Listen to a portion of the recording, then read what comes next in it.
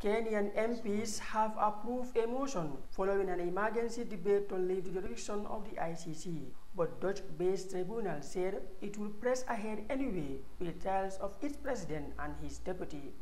The move, according to experts, could act as a signal to other African countries pulling out of the Rome Statute that established the ICC.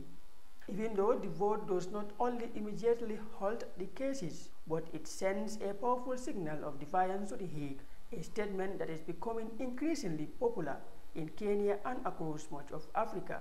We want to give chance to our institutions. We want Kenyans to be tried in their own country. Yes, and more so, the ICC political case, in the Kenyan case, is a political case. Many Kenyan politicians have rendered the ICC a neo-colonialist institution that only targets Africans, prompting the debate on a possible departure from the Rome Statute of the ICC. But while the prosecutions are technically unaffected, the vote is a symbolic blow to the ICC and a sign of mounting African anger at the court.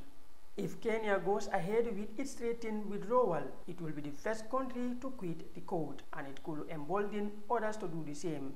The ICC has charged President Uhuru Kenyatta and Deputy President William Ruto with crimes against humanity, which they both denied.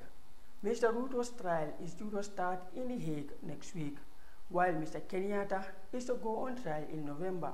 In May, the African Union accused the ICC of hunting Africans because of their race, a claim that ICC strongly denies, saying it is fighting for the rights of African victims of violence.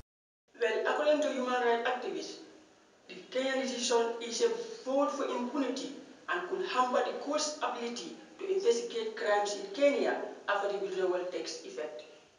Many Africans complain that ICC is biased, since it has only indicated Africans, while global powers such as the United States and China refuse to accept court's jurisdiction.